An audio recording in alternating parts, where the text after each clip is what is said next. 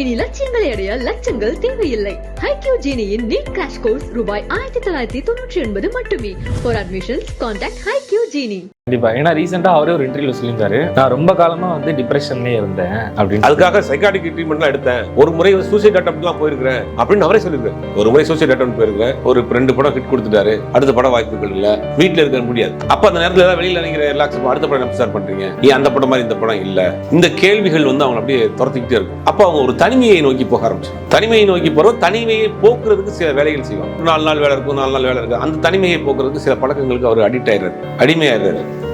அப்ப என்ன ஆகுதுன்னா, ஒரு கட்டத்தில் அவர் வந்து வாய்ப்பு கிடைக்குது. வாய்ப்பு கிடைச்சப்ப இந்த உடல் ஒத்துழைக்கு. அதை சொல்றேன் நான் முதல்ல பாரதிராஜா சார் சொல்றேன்.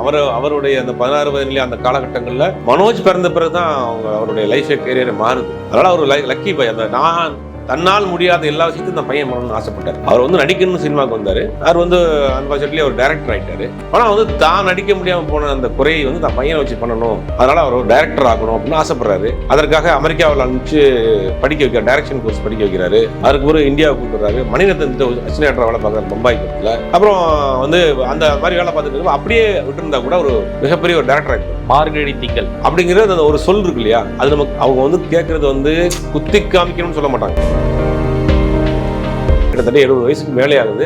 சோகத்திலேயே பெரும் சோகம் வந்து புத்திர சோகம். அது தாங்கிக்கவே முடியாது. அது இளமையில் வறுமையும் முதுமையில் சோகமும் வர்றது ரொம்ப கஷ்டம். இன்னொரு குடும்பம்னா சூர்யா, கார்த்தி, மனோஜ் இவங்கெல்லாம் ஏரியா சைல்ட்ஹுட் ஃப்ரெண்ட், பக்கத்து ஏரியாவில் உள்ளவங்க, ஒரே பக்கத்து தெருவில் இல்லை உள்ளவங்க, சைல்ட்ஹுட் ஃப்ரெண்ட், ஸ்ட்ரீட் ஃப்ரெண்ட் எல்லாமே. அப்படிப்பட்டவங்க இன்னைக்கு கார்த்தி ஒரு பெரிய நடிகர் ஆயிட்டாரு, சூர்யா ஒரு பெரிய நடிகர் ஆயிட்டாரு. அப்புறம் அவருடைய காலகட்டங்களில் இருந்த நடிகர்களுடைய பையன், டைரக்டர்ஸோடைய பையன், பிசினஸ்மேன்ஸ் அப்படி இப்படின்னு போயிருப்பாங்க. இவர் கொஞ்சம்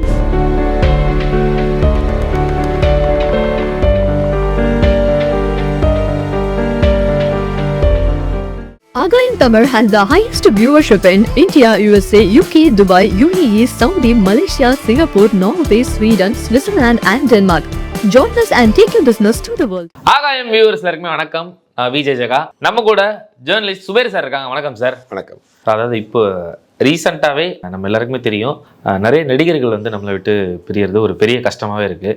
ஸோ இப்போது ஷிஹான் ஹுசேனி அந்த அவரோட அந்த இழப்பை தொடர்ந்து இப்போ ரீசெண்டாக வந்து மனோஜ் பாரதிராஜா நேற்று இருந்த இந்த விஷயம் வந்து எல்லாருக்குமே ஒரு பெரிய அதிர்ச்சியை உருவாகிருக்கு. ஸோ இதை தாண்டி எப்படி மீண்டு வரப்போகிறோம் அப்படின்றதான் ஒரு பெரிய விஷயமாகவே போயிட்டுருக்கு சார். இல்லை, இந்த செலிபிரிட்டிங்கிறது ஒரு தங்க கூட்டில் அடைக்கப்பட்ட ஒரு கிளி தான். அவங்களால வந்து ஒரு விஷயத்தை ஓப்பனாக வந்து பேச முடியாது. வெளியில் போனால் செல்ஃபி எடுப்பாங்க, ஆட்டோகிராஃப் வாங்குவாங்க, அவங்க எல்லாரும் பார்ப்பாங்க, கை கொடுப்பாங்க. ஆனால் தனக்குன்னு ஒரு பிரச்சனை வரப்போ அவங்களால வெளியே எழுந்திரிச்சு போக முடியாது. ஒரு மனசு ஒரு ஸ்ட்ரெஸ்ஸாக இருக்குது. இப்போ காமனாக இருக்கக்கூடிய ஆட்கள் நம்ம டக்குன்னு ஒரு டீ கடையில் போய் டீ சாப்பிட்ருவாங்க, ரோட்டில் இறங்கி ஒரு வாக்கிங் போயிடுவாங்க. ஆனால் இவங்க வந்து அப்படி செய்ய முடியாது. ஒரு 2 படம் ஹிட் கொடுத்துட்டாரு, அடுத்த படம் வாய்ப்புகள் இல்லை, வீட்டில் இருக்க முடியாது. அப்போ அந்த நேரத்தில் ஏதாவது வெளியில் நினைக்கிற ரிலாக்ஸ், அடுத்த படம் என்ன ஸ்டார்ட் பண்ணுறீங்க, ஏன் அந்த படம் மாதிரி இந்த படம் இல்லை, இந்த கேள்விகள் வந்து அவங்களை அப்படியே துரத்திக்கிட்டே இருக்கும். அப்போ அவங்க ஒரு தனிமையை நோக்கி போக ஆரம்பிச்சிடுறாங்க. தனிமையை நோக்கி போகிறோம், தனிமையை போக்குறதுக்கு சில வேலைகள் செய்வாங்க. சில பழக்கங்களுக்கு அவங்க அடாப்ட் ஆகி அடிக்ட் ஆயிடுறாங்க.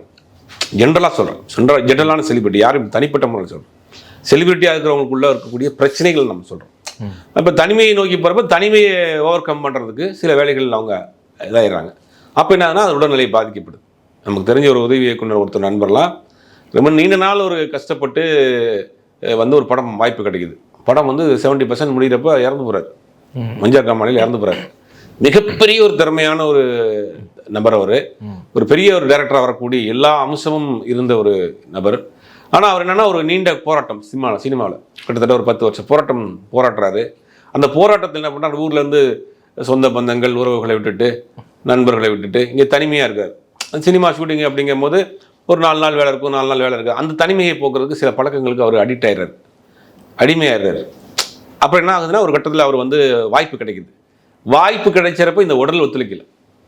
ஓகே, வாய்ப்பு கிடைக்கிறது.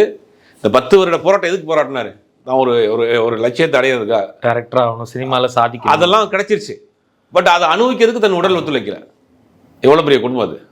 இது வந்து செலிபிரிட்டிஸ்க்கு, கலைஞர்களுக்கெல்லாம் உள்ள ஒரு விஷயம். பாலுமதிராசர் அதான் சொல்லுவார், ஒரு கலைஞன்கிறவருடைய உள்ளம் வந்து அவனவனே குத்தி கிழிச்சிடும் அப்படின்னு. மற்றவங்கள காட்டிலும் அந்த ஒரு படைப்பாளிகள், ஒரு செலிபிரிட்டிகளுக்குள்ளே இருக்கக்கூடிய சிக்கலே தான். அவங்க ஒரு விஷயத்த உடனே வந்து படார்னு பேசிட முடியாது, ஒரு ரோட்டில் இறங்கி போயிட முடியாது, சகஜமான ஒரு வாழ்க்கையை வாழ்ந்துட முடியாது. வெளியிருந்து பார்க்குறவங்களுக்கு அது ஒரு பெரிய செலிபிரிட்டி, அவங்களுக்கு என்ன கவலை இருக்க போகுது அப்படின்னு நினைப்பாங்க. பட் அவங்களுடைய கவலைகளே வந்து சராசரி மனிதனுடைய கவலையை வந்து கடந்து போகிற மாதிரி அவங்களுடைய கவலையை கடந்து போக முடியாது. அதனுடைய நீட்சியாக தான் நம்ம இன்னைக்கு சமீபத்தில் பார்த்தா சிகான் ஹுசேனியோடைய பர்சனல் லைஃப்பை பார்த்தா ஒரு பெரிய ஒரு ராஜா. 2 திருமணம் பண்ணியிருக்காரு, 2மே டிவோர்ஸ். 7 வருடம் காதலித்து திருமணம் பண்ணியிருக்காரு. அப்புறம் 7 வருடம் அந்த திருமணம் பண்ணி வாழ்ந்துருக்காரு. அதை டிவோர்ஸ் பண்ணிட்டு போயிட்டாரு. அவர் இறக்கிறதுக்கு முன்னாடி போட்ட வீடியோ கூட சொல்லியிருக்காரு, என் தம்பி அது என்ன பார்க்கல, என்னுடைய எக்ஸ் ஒய்ஃப் 2 பேருமே ஒன்றும் எனக்கு இது பண்ணல, கண்டுக்கல அப்படின்னு நிறையா அவருடைய ஆதங்கத்தை சொல்கிறார். வெளியில் செலிபிரிட்டியாக இருந்தாலும் வீட்டுக்குள்ளே தனிமையில் தான் இருக்கார். நீங்கள் தமிழ் சினிமாவில் இப்போ உலகம் இந்தியா கொண்டாடக்கூடிய ஒரு பெரிய ஒரு ஆளுமை அவர் தனிமையில் இருக்கார். இப்போ அவருடைய மனைவி இல்லை, மகள் கிடையாது, பசங்களாம் தனித்தனியாக போயிட்டாங்க. உலகம் கொண்டாடக்கூடிய ஒரு கலைஞன். ஆனால் பட் அவருடைய லைஃப் பார்த்தா தனிமையில் இருக்கிறார். அதாவது பெர்சனல் லைஃப், கலைஞர்களினுடைய பெர்சனல் லைஃப், படைப்பாளியினுடைய தனிப்பட்ட வாழ்க்கைங்கிறது ஒரு பெரிய ஒரு வேதனையான விஷயம். அதை சில பேர் கரெக்டாக மெயின்டைன் பண்ணுவாங்க. ஓகே, இப்போ நடிகர் திலகம் சிவாஜி அவர்கள் மாதிரினா சினிமா வேறு குடும்பம் வேறு, அதை அப்படி கரெக்டாக மெயின்டைன் பண்ணுவாங்க. ஓகே, சில பேர் அதில் மிஸ் ஆயிடுறாங்க. இப்போ சிகான் ஹுசேனி பார்த்தீங்கன்னா அவரோட பர்சனல் லைஃப்பில் வந்து பயங்கரமான ஒரு நிறைய இது இருக்குது, சோகம் இருக்குது. ஆனால் வெளியில் பார்க்குறப்ப பரபரப்பாக பார்த்தாலும் 10 பேர் மாஸ்டர்னு கூட இருப்பாங்க, கிளாஸுக்கு போவார், வெளிநாட்டுக்கு டோர்னமெண்ட்டுக்கு போவார் அப்படின்னு பரபரப்பாக இருப்பார். ஆனால் தனிமையில் உட்காந்து ஒரு வீட்டில் பார்க்குறப்ப அவர் தனிமை வெறுமையே தான் இருக்கும். ரொம்ப டிப்ரெஷனில் இருந்திருக்காரு அப்படின்றது வெளியே யாருக்கும் தெரியாது. ஆனால் வெளியில் என்னதான் நீங்கள் வந்து ஒரு பறவை வந்து இறை தேட போயினாலும் நைட்டு அடைகிறதுக்கு ஒரு கூடு வேணும்ல. அந்த கூடு வந்து வெறுமையாக இருக்கிற பட்சத்தில் அவர்கள் அதுதான் மனுஷன் எதுக்கு தெரியுமா 8 மணி நேரம் தூக்கம், 8 மணி நேரம் வேலை வச்சிருக்கான். 8 மணி நேரம் தூக்கம்ங்கிறது ஒரு தியானம். சித்த மருத்துவங்களில் அதெல்லாம் சொல்கிறாங்க, தூக்கம் ஒரு தியானம், குளிக்கிறது ஒரு தியானம், குளிக்கிறது ஒரு தெரப்பி. குளிக்கிறது நம்ம நினைக்கிறோம் அதெல்லாம் சாதாரண விஷயம். நம்ம தலைக்கு குளிக்கிறது வந்து ஒரு தெரப்பி, தூக்கம் ஒரு தியானம். இதெல்லாம் பிரித்து வச்சிருக்காங்க. இதெல்லாம் தடைபடுகிற பொழுது இதெல்லாம் தடைபடும். அப்போ ஒரு மனிதன் வந்து எங்கெல்லாம் உலகத்துக்கே ராஜாவாக இருந்தாலும் சரி, அந்த வீட்டுக்குள்ளே போன பிறகு அவனுடைய வெறுமை இருக்கிறப்ப என்ன செய்யும், அந்த 8 மணி நேரம் உழைப்பை வந்து இதை காம்பன்சேட் பண்ணணும், இந்த இடம் வந்து ஆற்றுமைப்படுத்தணும். ஆனால் அங்கேயே வெறுமையாக இருக்கப்ப என்ன பண்ணுவீங்க? அப்படிங்கும்போது அந்த செலிபிரிட்டிஸ் எல்லாருக்கும் உள்ளக்கூடிய ஒரு பிரச்சனை. இப்போ மனோஜ் எடுத்துக்கிட்டிங்கன்னா மகாராஜா அவர்களை பொறுத்த வரைக்கும் அவருடைய செல்ல மகன், ஆசை மகன், அதனால சொல்லப்போனால் இவருடைய குழந்தை பிறந்ததுக்கு பிறகு தான் அவருடைய லைஃபே பயங்கரமாக பிக்கப்பில் போய்கிட்டு இருக்கு. அப்படிங்கிறது ஒரு லக்கி பாய் தான். கண்டிப்பாக சார். ஏன்னா அவருடைய முதல் படமே வந்து ரஹ்மான் சாருடைய மியூசிக் அண்டு மணிரத்னம் சாருடைய கதை அப்படின்னு சொல்லிட்டு ஒரு பெரிய அளவில் தான் அந்த படம் எடுத்தாங்க. ஃபர்ஸ்ட் படமே நல்லா ஓடின ஒரு படம் அப்படின்றப்போ ஸோ அப்படியெல்லாம் பார்த்து பண்ணி அதை சொல்கிறேன். நான் முதல்ல பாரதிராஜா சார் சொல்கிறேன். அவருடைய அந்த 16 வயதுலேயே அந்த காலகட்டங்களில் மனோஜ் பிறந்த பிறகு தான் அவருடைய லைஃபே கேரியரை மாறுது. அதனால் அவர் லக்கி பாய். அந்த தன்னால் முடியாத எல்லா விஷயத்தையும் அந்த பையன் பண்ணணும்னு ஆசைப்பட்டார். அவர் வந்து நடிக்கணும்னு சினிமாவுக்கு வந்தார். அவர் வந்து அன்பார்ச்சுனேட்லி அவர் டைரக்டர் ஆகிட்டார். ஆனால் வந்து தான் நடிக்க முடியாமல் போன அந்த குறையை வந்து தான் பையனை வச்சு பண்ணணும், அதனால் அவர் ஒரு டைரக்டர் ஆகணும் அப்படின்னு ஆசைப்படுறாரு. அதற்காக அமெரிக்காவில் அனுப்பிச்சு படிக்க வைக்கிறார், டைரக்ஷன் கோர்ஸ் படிக்க வைக்கிறாரு. அதுக்கு பிறகு இந்தியாவுக்கு கூப்பிட்டு வர்றாரு. மணிரத்னத்தை அசினேட்டர் வேலை பார்க்குறாரு பம்பாய் படத்தில். அப்புறம் வந்து அந்த மாதிரி வேலை பார்த்துட்டு இருக்க அப்படியே விட்டுருந்தா கூட ஒரு மிகப்பெரிய ஒரு டைரக்டர் ஆகிப்பார். அமெரிக்காவில் படிக்கிறாரு, மணிரத்னத்தில் ஒர்க் பண்ணுறாரு. அதுக்கு பிறகு டைரக்ஷன் லைனில் போயிருந்தாலும் கூட ஒரு பெரிய டைரக்டராக சொல்லப்படக்கூடிய டைரக்டராக மாறியிருப்பார். ஆனால் இவர் பையனை ஹீரோ ஆக்கணும்னு ஆசைப்படுறாரு. பையனை வந்து எத்தனையோ பேர் நம்ம ஹீரோ ஆக்கியிருக்கிறோம், எத்தனையோ பேர் நமக்கு இதாக்கியிருக்கோம். நம்ம பையனை ஹீரோ ஆக்கணும்னா மணிரத்னம், ஏஆர் ரஹ்மான் அப்படின்னு மிகப்பெரிய தமிழ்நாட்டில் இருக்கக்கூடிய டெக்னீஷியன்ஸ் எல்லாத்தையும் சேர்த்து வச்சு தாஜ்மஹால் ஒரு படம் பண்ணுறாங்க. அந்த படம் போல அதுக்கு பிறகு ஈர நிலம், கடல் பூக்கள் நிறைய படங்கள் பண்ணுறாரு. பட் எந்த படமும் அவருக்கு பெருசாக கை கொடுக்கல. வருஷமெல்லாம் நம்ம சொந்த ஒரு படத்தை ஹீரோ பண்ணார். என்ன துரதிருஷ்டவசம்னா அந்த படத்தினுடைய டைரக்டரும் சமயத்தில் தான் சூசைட் பண்ணிட்டார். வருஷமெல்லாம் அவன் சொந்த படத்தினுடைய டைரக்டர் உடல்நிலை சரியில்லாமல் போய் சூசைட் பண்ணிட்டார். அப்போ அந்த படங்களும் வாய்ப்புகள் இல்லை. அப்புறம் ரொம்ப நாளைக்கு பிறகு போராடி அவருடைய நினைச்ச ஆசையை அடையணும்னு போன வருஷம் ஒரு படம் டைரக்ஷன் பண்ணார். மார்கழி திங்கள் நம்ம சுசீந்திரன் ப்ரொடியூஸ் பண்ணி அப்பாவே டைரக்ட் பண்ணக்கூடிய ஒரு படம் பண்ணார். ரொம்ப நாளைக்கு பிறகு பாரதிராஜாவையும் இளையராஜாவையும் சேர்த்த படம். அந்த படத்தில் இளையராஜா மியூசிக் பண்ணியிருந்தார். அந்த படம் எதிர்பார்த்த அளவுக்கு போகலை. இந்த ஒரு டிப்ரெஷன் இருக்கு. ஒரு அளவுகள் வைப்பாங்கல்ல, நீங்கள் வந்து அப்பா மாதிரி நீங்கள் இல்லை, அப்பா உயரத்துக்கு போகல அப்படிங்கிற அந்த அடையாளமே உங்களுக்கு ஒரு பெரிய இடைஞ்சலாக இருக்கும். இப்போ எங்கே பார்த்தாலும் அவங்க அப்பாலாம் எப்படிப்பா இவ்வளோ பெரிய உயரத்து வந்திருக்காரு அப்படிங்கிறது அந்த ஒரு சொல் இருக்கு இல்லையா, அது நம்ம அவங்க வந்து கேட்குறது வந்து குத்தி காமிக்கணும்னு சொல்ல மாட்டாங்க, அதை ஒருத்தரை கட் பண்ணணும்னு சொல்ல மாட்டாங்க. அது இயற்கையாக அந்த வார்த்தை வந்துடும். அப்போ என்ன பண்ணுறீங்க, ரைட்டு. அப்பாலாம் என்ன மாதிரி படங்க அப்பா படம்லாம் என்ன பண்ணியிருக்கிறாரு அந்த காலத்தில், இன்றைக்கும் காவியம் மாதிரி படம், நீங்கள் அப்படி ஒரு படம் பண்ணிடுங்க, நீங்கள் அதே மாதிரி பண்ணிடுங்க அப்படின்னு சொல்கிறப்பயே அப்போ நான் பண்ணலைல அப்படிங்கிற ஒரு தாட் உள்ளுக்குள்ளே வந்துடும். அப்போ இந்த பிரபலியமானவர்களுடைய பிள்ளைகளுக்கு ஒரு பெரிய இடைஞ்சலே வந்து அந்த வெளிச்சம்தான், அந்த பிரபலியங்களுடைய வெளிச்சம் தான் இவங்க மேலே பட்டு இவர்களுடைய வெளிச்சமே தெரியாமல் போயிடும். அது ஒரு மனோஜுக்கு வந்து அது ஒரு இருந்துச்சு. நல்லா தான் ஆக்டிவாக இருந்தார். கொஞ்ச நாளைக்கு இப்போ ஒரு 10 நாளைக்கு முன்னாடி தான் லேசாக ஒரு ஜஸ்ட் பெயின் மாதிரி இருந்திருக்கு, ஹாஸ்பிட்டலில் போயிருக்காங்க, சிம்ஸில் பார்த்துருக்காங்க. ஏதோ கார்டியாக் ப்ராப்ளம் இருந்திருக்கு, ஓப்பன் ஹார்ட் சர்ஜரி பண்ணிவிட்டு ரெஸ்ட்டில் தான் இருந்திருக்காரு. அது ஏதோ வீட்டில் ரெஸ்ட் இருக்கப்போ இது இன்ஃபெக்ஷன் ஆயிடுச்சுன்றாங்க. சடனாக பார்த்தா நேற்று ஒரு 6:30 ஈவினிங் வந்து ஒரு டெத் ஆகிட்டார். யாருமே எதிர்பார்க்காத ஒரு மரணம், ஒரு துரதிருஷ்டவசமான மரணம். தமிழ் சினிமாவே பெரிய அளவில் உறைந்து போயிருக்குது. பாரதிராஜா அவர்களுக்கு இப்படியா அப்படிங்கிறதான் வந்து இன்றைக்கி எல்லாருமே இது. ஏன்னா அவரை பொறுத்த வரைக்கும் ஒரு சினிமா கலைஞர்களை தாண்டி, சினிமா கலைஞரை தாண்டி ஒரு மிகச்சிறந்த மனிதன், மிகச்சிறந்த பண்பாளர். அடுத்தவர்களை என்ன சொல்கிறது, கொண்டாடுறதுல பாரபட்சம் பார்க்காத ஒரு பையன், ஒரு புது பையன் ஒரு படம் நடிச்சிட்டான்னா அவர் பார்த்துட்டாரா போதும், அவனை கூப்பிட்டு பாராட்டி தள்ளிடுவார், என்ன படம் பண்ணியிருக்க அப்படி. அந்த அந்த அந்த ஒரு பெரிய மனது உள்ள ஒரு நபர். அதுவும் இல்லாமல் தன்னுடைய உதவியாளராக இருக்க பூராத்தையுமே வந்து டைரக்டர் ஆக்கி ஹீரோவாக்கி யார் செய்வார்?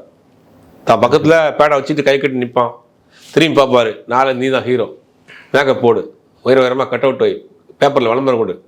ஒரே நாளில் அவனை வந்து ஹீரோவாக கொண்டாடக்கூடிய மனதில் யார் செய்வா? ஒரு நடிகர், அவருடைய பெயர் டக்குன்னு ஞாபகம் இல்லை, நம்ம படத்துக்கு சும்மா கேஷுவலாக போயிட்டு இருக்கோம், நம்ம படத்துக்கு இவன் தான்ப்பா ஹீரோ அப்படின்னு சொல்லிட்டு ஒரு கிராமத்தில் ஒருத்தர் சொல்லியிருக்காரு. அவர் நிறைய படங்கள் தமிழ் சினிமா நடிச்சு ஒரு பெரிய ஹீரோவாக. பாண்டியன் வந்து மதுரையில் மீனாட்சி அம்மன் கோயிலில் வந்து கோயிலுக்கு போயிட்டு வெளியே வந்திருக்காரு. அப்போ அந்த பையன் வந்து ஆட்டோகிராஃப் வாங்குறதுக்கு கூட்டத்தில் ஒரு பையன் சேப்பான்ட்டு இருக்கான். உடனே அந்த பையனை காரில் ஏற்றுங்க அப்படின்னு ஏற்றிட்டு போய் அடுத்த நாள் காலையில் அந்த பையன் ஹீரோ. ஆனால் அவர் மேல் உள்ள நம்பிக்கை மொத்த யூனிட் வேணான்னு இருக்காங்க, இதை வச்சு பண்ணாதீங்க, யாரையும் தெரியாது, ரோட்டில் இருக்க ஒரு பையனை கூட்டு வந்து திருப்பி திடீர்னு ஹீரோன்றீங்க அப்படின்னு எல்லாருமே ஆப்போசிட் இல்லை நான் பண்ணுறேன் அப்படின்னு அவர் அந்த வேலை வாங்குறாரு. பாக்யராஜன் ஒரு உதவி இயக்குனராக தன்னோட இருக்கிறாரு. படான்னு பார்த்தா நீங்கள் தான் நாளைக்கு ஹீரோ அப்படின்னு அவர் ஹீரோ ஆக்குறாரு. விஜயன் அவருடைய உதவி இயக்குனராக இருக்காரு. அவர் உடனே வந்து அவர் நாளைக்கு நிரம்பராத புக்களில் ஹீரோ ஆக்குறாரு. அவர் வந்து தேசிய விருது வாங்கின உதிரி புக்கள் மாதிரியான படங்களில் மிகப்பெரிய ஒரு நடிகராக மாறுறாரு. அப்போ தன்னுடைய இன்னைக்கு ஒரு கம்பெனியில் வேலை செய்கிறீங்க, இன்னைக்கு இன்னொரு கம்பெனி ஆரம்பிக்க போகிறீங்க அப்படின்னு சொன்னால் கூட அந்த கம்பெனி உங்களை எந்த வழியிலும் தடுக்க முடியுமோ தடுப்பாங்க. ஒரு கடை வச்சிருக்காரு, பக்கத்தில் வந்து வேலை பார்க்குறோம், 10 வருஷம் வேலை பார்த்துட்டான், பக்கத்தில் இன்னொரு கடை போட போகிறான்னா இவன் அவனை விட மாட்டான். தொழிலாளியாக தான் இருக்குன்னு நினைப்பாங்க. ஆனால் தொழிலாளியையும் அழகு பார்த்தவர், உயரத்தில் வைத்து அழகு பார்த்தவர் வந்து பாரதிராஜா. அந்த மனசெல்லாம் அவருக்கு வராது. அதே மாதிரி பாராட்டுறதா இருக்கட்டும், மற்றபடி எல்லாரையுமே அரவணைச்சு போகக்கூடிய விஷயமா இருக்கட்டும். தமிழ் சினிமாவில் டேரக்டர் அப்படின்னா பாரதிராஜா எல்லாருக்கும் ஒரு காட்ஃபாதர் மாதிரி, அப்பா மாதிரி. அப்படிங்கும்போது எல்லா விஷயத்தையும் பேசலாம், வயது வித்தியாசம் பார்க்காம எல்லாத்தையும் பழகுவார். பாராட்டுறதுல வந்து வஞ்சகமே வச்சுக்கிற மாட்டார், அப்படி கொண்டாடி தீத்துருவார். அப்படிப்பட்ட ஒரு நபருக்கு இப்படி ஒரு இழப்பு, கிட்டத்தட்ட 70 வயசுக்கு மேலே ஆகுது. அதாவது சோகத்திலேயே பெரும் சோகம் வந்து புத்திர சோகம்பாங்க, அது தாங்கிக்கிறவே முடியாது. அது இளமையில் வறுமையும் முதுமையில் சோகமும் வர்றது ரொம்ப கஷ்டம்பாங்க. இளமையில் வந்து என்ன பண்ணால் அந்த வயசு வந்து சந்தோஷமாக இருக்கிற வயசு, அந்த வயசில் வறுமை கொடுமை, இளமையில் வறுமை கொடுமை. அதே மாதிரி முதுமையில் புத்திர சோகம்ங்கிறது வந்து மிகப்பெரிய ஒரு சோகம். அது ஏன் இவருக்கு வந்துச்சு, இது எப்படி இவ்வளோ நல்ல மனிதனுக்கு ஏன் வந்துச்சு? எத்தனையோ பேர் அழகு பார்த்த, உயரத்தில் வைத்த, கொண்டாடிய ஒரு மனிதருக்கு இப்படி ஒரு இழப்பு, இப்படி ஒரு சோகம், அது எப்படி தாங்க போறாரு? அவருக்கு உடம்பு முடியல, கொஞ்ச நாளாக பெட் பேஷண்டாக கூட இருந்து இப்போ தான் ரெக்கவரியாக வந்துட்டு இருக்கிறாரு.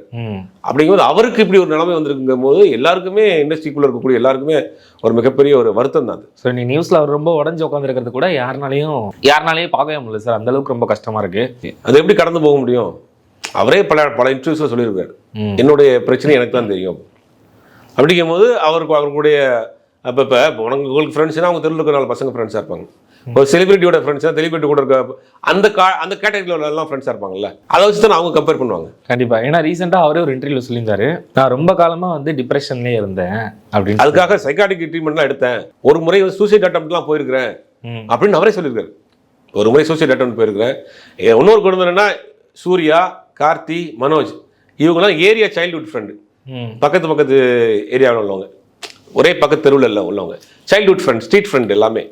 அப்படிப்பட்டவங்க இன்னைக்கு கார்த்தி ஒரு பெரிய நடிகர் ஆகிட்டாரு, சூர்யா ஒரு பெரிய நடிகர் ஆகிட்டாரு. அப்புறம் அவருடைய காலகட்டங்களில் இருந்த நடிகர்களுடைய பையன், டேரக்டர்ஸோடைய பையன், பிஸ்னஸ்மேன்ஸ் அப்படி இப்படின்னு போயிருப்பாங்க. இவர் கொஞ்சம் பின்தங்கி நின்றுடுமே அப்படிங்கிற அந்த ஒரு உறுத்தல் இருக்கும்ல, அதுவே அவருக்கு ஒரு பெரிய ஒரு டிப்ரெஷனை கொடுத்துருக்கு. அதுக்காக ட்ரீட்மெண்ட் எடுத்திருக்கிறாரு.